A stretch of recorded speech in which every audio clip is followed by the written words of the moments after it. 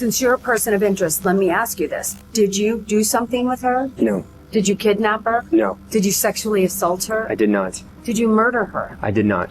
No, I did not. Did you murder her? I did not. I did not. Nodding yes while saying no is usually a telltale sign that someone is lying. In this particular case, the suspect is trying to clear his name during a news segment on live television. She chose to walk off with this guy, and I can't blame myself for that. God, I'm sorry. He lied. It was in his demeanor. It was in his body language. It was all there. When the pressure is escalating, another tactic commonly used is to feign ignorance. What's her name? Kenia. Kenia, yeah. 19-year-old Kenia Monge, kidnapped, assaulted, and ultimately murdered, was the first official victim of the Bleach Monster. The house smelled of bleach. He did quite the job with the bleach. I've watched enough, true crime stories and whatnot, but bleach means something. True to his namesake, the killer never left any traces of his crimes behind, cleaning everything thoroughly, forcing detectives into an endless game of cat and mouse with him. He said, "What do you think of me?" I said, "I think you're a creep. I think you're a jerk. I think you're a monster." For over 6 months, the Denver police struggled to find any tangible evidence against him, until he struck again. But his next victim survived, and took it upon herself to make sure he wouldn't be able to hurt anyone ever again. She's really kind of the hero of stopping him, because without her, I'm not sure we would have ever found Kenia, frankly.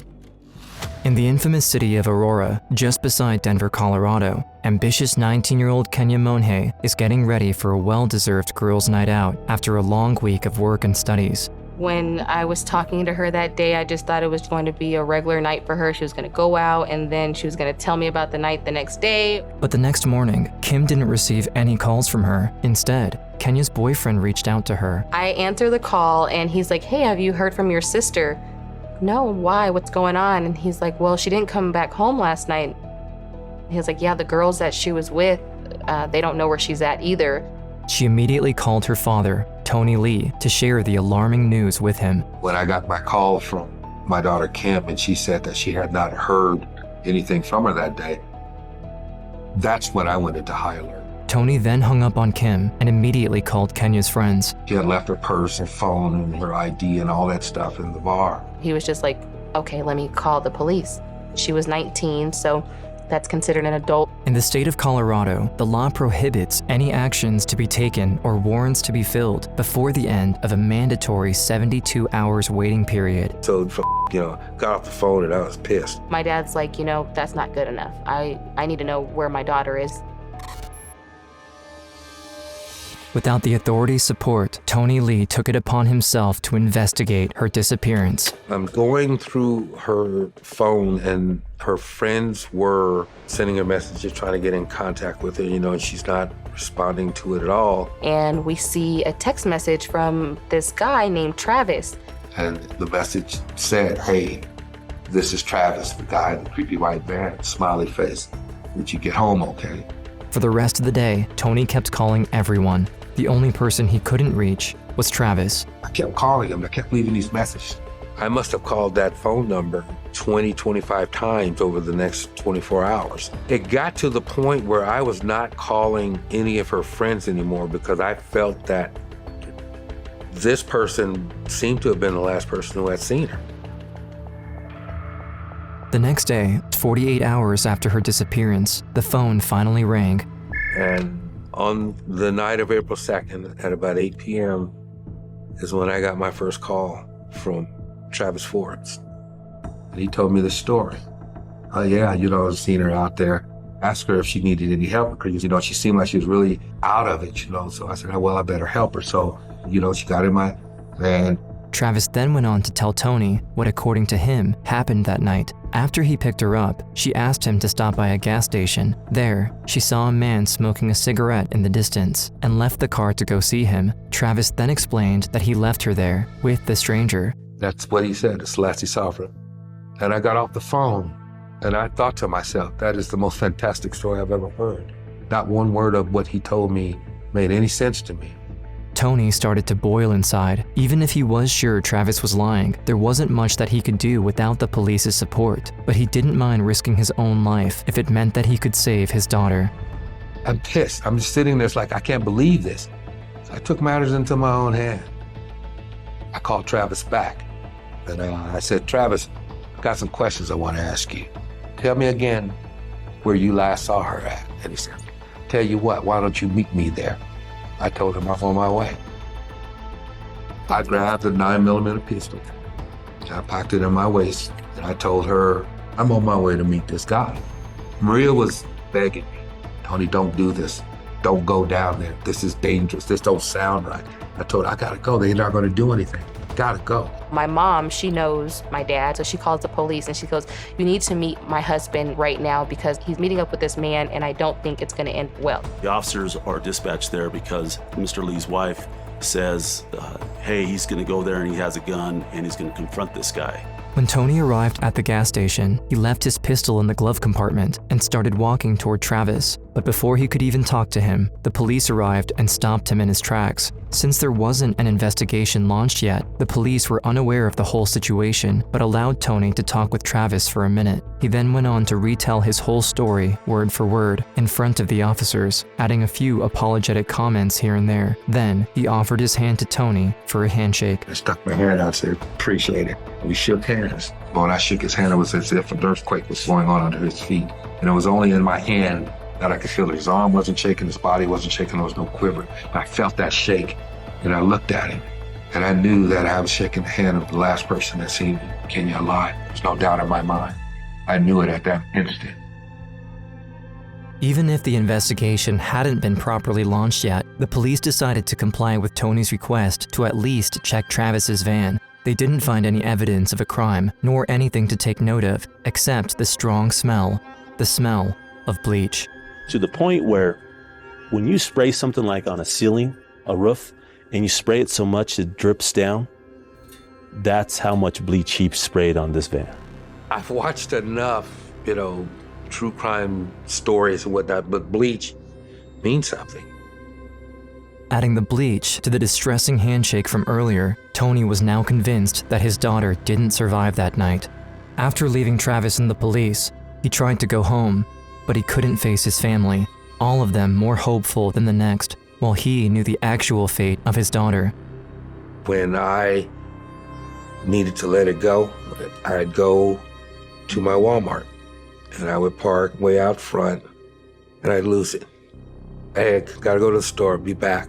Go pick up a pack of gum just to show that I had went to the store, but that's where I went because I could not do it in my wife's arms or in my children's presence because I was the rock in all this thing, and I had to maintain that. With 24 hours to go before the investigation kickoff, Tony decided not to waste any more time and, again, took matters into his own hands. He went looking for her, regardless of how grim what he could find may be. I went dumpster diving. I was looking in trash cans for her body, up and down the alleys all over. He had to keep this a secret, since he couldn't afford to hurt his family even more. I couldn't tell her.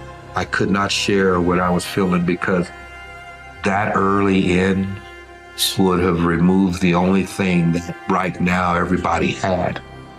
That one thing that everybody had was hope.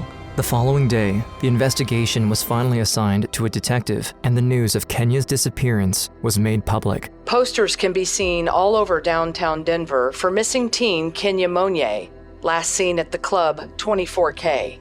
She reportedly went to the restroom, left her purse and cell phone behind, and never came back. Enter Nash Garule, Denver's police veteran detective, cruising in his own custom lowrider cop car, looking more like a movie character than an actual police officer. Garule didn't lose any more time, sending out the full force of his department. Everybody got involved in this, and we just sent detectives out looking for video, do canvases, interviewing people. It was kind of a shotgun effect. And they did find footage of her from a security camera in a nearby apartment complex, but the only information of value they gathered from these tapes was the apparent state of heavy intoxication Kenia seemed to be in. Very strange behavior for a girl who went out dancing often, but barely drank at all. I absolutely believe 100% that she was sent to date rape drug. because everything that she did in that club that night was against anything that she's ever done before. The next day, Gurule received an unexpected call from a lady claiming to be Travis's boss. Back at the bakery they worked at, she was looking through her own CCTV footage and noticed something suspicious about him. She sees him walk into the office after everybody leaves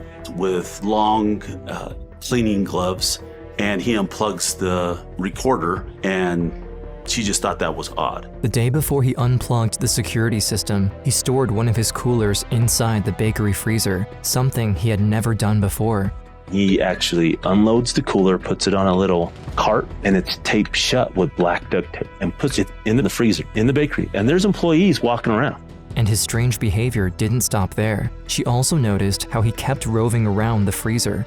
And what caught her as strange is that every time somebody would walk into that cooler, he would walk in after him.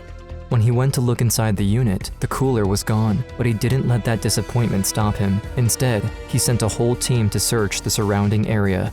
We find nothing inside the bakery, but we find out back a barrel where things have been freshly burned. At this point, Gurule interviewed Travis but didn't have any evidence against him. Even the barrel they found behind the bakery had to be cleared since it had no DNA or fingerprints on it. Since he was a person of interest in the case, the detective got a search warrant and gathered a DNA sample from him, but couldn't link it to anything in their database. He said, "What do you think of me?" I said, "I think you're a creep. I think you're a jerk. I think you're a monster." He said, "Am I a psychopath or a sociopath?" Maybe he was testing me like I was testing him to see if I would give him an honest answer, and I would. Later that day, after Gurule had to let him go, Travis appeared on TV. Since the details surrounding the investigation were leaked to the media, moral panic engulfed the city of Denver. With their main suspect under the spotlight, the last thing they would expect him to do was to try and go clear his name on live television. Monge disappeared March 31st. Police discovered she had been at a gas station with Forbes 2 miles away later that night. Officers questioned Forbes but didn't call him a suspect until this month. Prosecutors accused him of killing Monge after persuading her to get into his car. Tony and Kim gathered their relatives and watched as Travis went on to talk for almost 10 minutes, claiming his innocence to the news reporter. Since you're a person of interest, let me ask you this. Did you do something with her? No. Did you kidnap her? No. Did you sexually assault her? I did not. She asked him directly, "Did you kill Kenia?" Did you murder her? I did not. No. He lied. It was in his demeanor. It was in his body language. It was all there. He says, "No." And to add insult to injury, Travis chose to finish the interview by blaming Kenia for whatever happened to her. Tony and his family couldn't believe what they were hearing. You know, everybody has their own choices, you know, and she chose to walk off with this guy. And I can't blame myself for that. God, I'm sorry. This has been really emotional for me. And we were all watching, and we lost it. And I wanted to go talk to him about that interview. But Tony never got the chance to face Travis ever again. After Nash called him back to the station to pass a lie detector test, he tried to flee to Mexico by passing through Austin, Texas. But Gurule took a flight and cut him short in his tracks with another search warrant. He extradited him back to Colorado, but still had no evidence to hold him there. Freed once again, Travis decided to move back to his hometown of Fort Collins, north of Denver. He was pretty much keeping a low profile. Our detectives go up and say, "Hey, we're watching him. He's a person of interest on our case." They're like, okay, I'll let everybody know. So we pull our surveillance. 1 month later, on the 4th of July, 30-year-old wine company executive Lydia Tillman is enjoying the fireworks show organized by the city. Originally from Fort Collins, she decided to give up a unique opportunity to advance her career in Spain to come back to her hometown to help her critically ill father. My dad was recently diagnosed with cancer.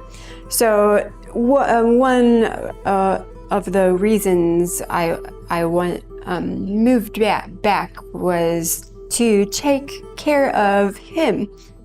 Ended up quite the opposite. What was about to happen to Lydia ended up affecting her ability to speak, but it is important to let her tell her own story in her own words. This is July 5th, 2011. I was walking home from the fireworks in Fort Collins, and a stranger followed me home. He pushed me into my home. What ensued was one of the worst attacks we have ever had to cover. What followed was a brutal attack, rape. He tried to kill me. The only reason why he didn't is because of my strength and will. After it was over, Lydia was knocked out on the floor, convinced she was dead. Her attacker then drenched her body with bleach, set her apartment on fire, and left the building. Somehow I came to enough to jump out of the second-story window onto concrete. Splat. It really hurt, but I was saving myself, my life. Despite the late hours, a neighbor noticed the fire and did his best to take action. We kicked the door in and we're screaming for somebody. The upstairs is, we're just calling for somebody to see if there's somebody in the apartment. Soon enough, all emergency services were on site. Jacqueline Shackley, the detective assigned to the case, found Lydia behind the building, miraculously still alive. We found her in the backyard looking awful. She had been beaten severely and she didn't have any clothes on. And she stood up and ran straight to the ambulance and got in the back. After this, I had a massive stroke. I was totally incapacitated. I couldn't move, speak, think, eat, breathe. Lydia's sister, Esther Tillman, was the first to arrive at the hospital. She was unrecognizable. When I first saw her, I couldn't believe it was her. Her jaw was crushed in her eye sockets, and her wrist was broken, shattered, and then she had broken ribs. On top of that, she had to be put into a medically induced coma because of the stroke, so Shackley was unable to question her. Instead, she followed her instinct and called her colleagues back in Denver. Friday afternoon, I get home from work and I get a call from a detective, Jacqueline Shackley, from Fort Collins Police, and she tells me a young woman was blitz attacked, the house smelled of bleach, and was set on fire. He did a really good job of cleaning up. He did quite the job with the bleach. With the crime scene destroyed and Lydia out of commission, Shackley was short on leads, but she remembered that the Denver police warned her about a potential murderer on the loose in Fort Collins. This possibly could be related. He's wanted for murder and he's in Fort Collins. I don't know, it could be a long shot, but they may want to know about it. So I laid out what had happened, some of the evidence that we had found, and he was silent on the other end of the phone. And then finally he said, "Oh my God." And I just told her, I said, this is him. Shackley then sent a forensic team to examine Lydia at the hospital. She didn't have high hopes though, since Lydia has been drenched in bleach after the crime. But in the end, the forensic scientists did find something: unknown DNA. And the majority of that DNA was under Lydia's fingernails, so no doubt she put up a fight. She was trying to defend herself. Yeah. At this point, Travis was still out there because the police couldn't directly link the DNA to him. They had to wait an entire week before getting their hands on the test results. It's a long process. It's not like a TV show where they do it in 40 minutes and you have a hit. So I knew it was going to take a while. I just kept praying that it would happen earlier. Afraid that he may either strike again or try to run away, Detective Shackley sent a handful of officers to survey him. He's following a girl. He starts talking her up and they're walking together. And police contact him. He gives a false name. They're like, "This guy's too much of a danger. We got to figure out a way to get him off the street." So they ended up arresting him for false reporting, for giving a false name. With Travis out of the street, Shackley and Gurule finally had a minute to breathe, but the clock was still ticking. If they couldn't get their hands on the DNA test results, and fast, they would be forced to let him go again. He was given a bond and was about to bond out like 10:30 on Monday night. As his release was being processed, the detective finally received the so anticipated call. It was the biggest adrenaline dump ever, and of course I called Detective Gure in tears. We did it. He's charged. He's in jail. He's not getting out. After this, Shackley also informed Tony and his family. It was always Travis. It validated what I felt after that handshake that night. But Travis was the least of his concerns. He wanted to find Kenia. I said, make a deal. Yeah, I don't care what it is. I don't care. You can take it down to manslaughter. I didn't care. Just make a deal. We just want Kenia. So Shackley visited Travis in jail, but unsurprisingly, the man wasn't cooperating at all. Obviously, I wanted to talk to him. I wanted to get an interview with him and see if he would tell me something. And he immediately said, "I'm not talking to you. Get out of here." So Gurule came back to Fort Collins to face Travis once and for all. He didn't want to talk to any of the detectives, but he always talked to me. Above all else, Gurule wanted to give closure to Kenia's family, so he tried to talk Travis into a deal from the get-go and asked him what he wanted out of it. He says, I'll tell you what I did, where her body is, as long as you don't label me a sex offender and you don't give me the death penalty. And I said, you'll tell me everything? He said, yeah. I said, okay. As you can guess, this was completely unexpected. Gurule himself couldn't believe it at first. I left the jail, went out to my car, and thought to myself, did I just hear this right or am I dreaming? I even played the recording back to myself. The following day, Travis sealed the deal with the district attorney and agreed to deliver Kenia's body to Gurule. We drive out to the site next to a little grove of trees. He says, she's over there. So we walk over there and he's standing up on top of the hill and there's like a little ravine. And he says, you're standing right on top of her. While the police forensics dug out the body, the detectives returned to Denver to interview Travis one last time before his trial. There, he confessed to Kenia's murder, starting from the beginning after he picked her up that night. He says that she passed out. He has sex with her while she's asleep. She wakes up, she confronts him, she starts hitting him. As the fight went on, Travis strangled her, and before he knew it, she was gone, dead, in the back of his van. So he puts her in the cooler, and then he goes back to the shop where we have him on camera. He unplugs the video. He takes all her clothes off, burns everything, pours bleach on her and cleans her with bleach, puts her back in the van, and then takes her up to Kingsburg where he buries her. He then also confessed to the assault and rape of Lydia, but before the end of the interview, Travis stood up and approached Gurule. He says, you just wouldn't give up. And I looked at him and I said, you're right. As this was happening, the district attorney called Tony to announce to him that they'd found Kenia's body. It was at that moment that I knew that, okay, they found Kenia, and I needed to get home and let Maria and the kids know before this thing hit the news. So I went out to my truck and I kind of just sat there. I had to control myself before I could go and take away their hope. And I had them, and that.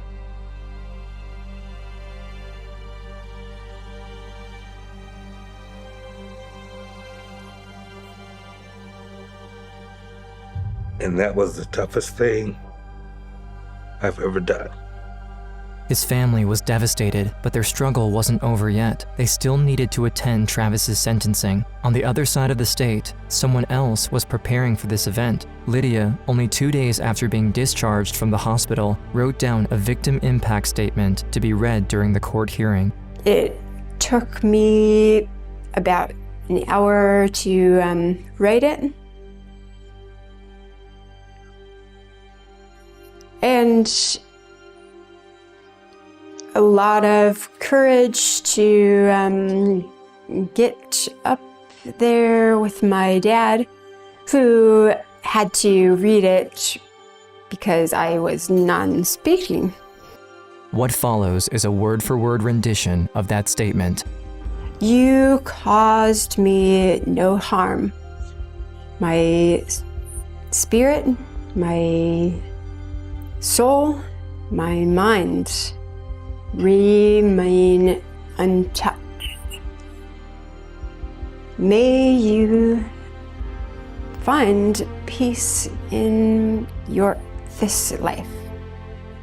And to the surprise of everybody in that courtroom, Lydia's father finished reading his daughter's impact statement with these words, "Travis Forbes, I forgive you for what you did to me." There wasn't a dry eye in that courtroom, including the judge. It's freeing for her, and I understand that. And I did the same, because we're not going to live in that hatred. Guruli and Tony couldn't believe their ears. Only 3 months after the attack, she truly accomplished the impossible. She's amazing. To do what she did and to endure what she went through, I couldn't imagine. She's a superhero in my eyes.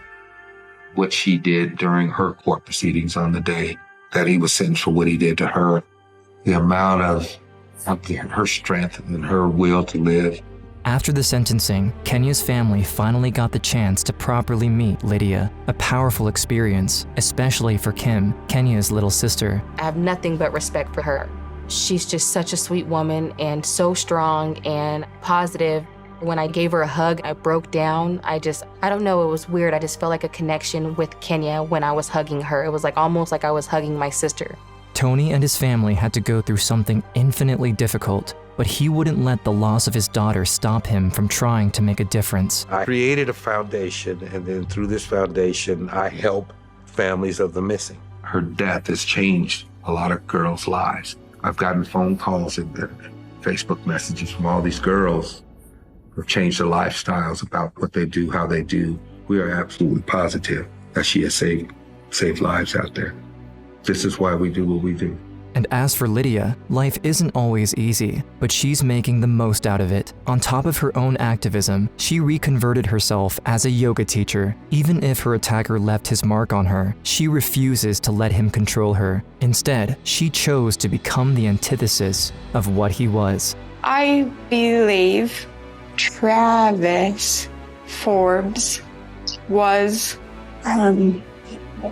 acting out of fear and hatred.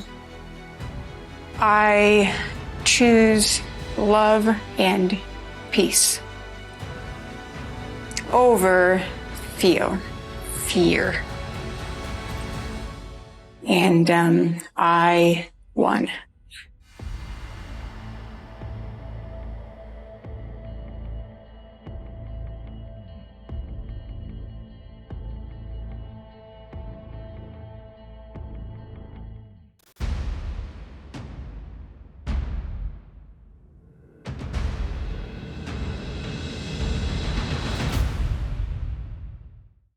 I took a couple of pictures and just want to verify with you. Yeah. Is that her? Yeah. Okay. This man is in jail for trying to murder his wife.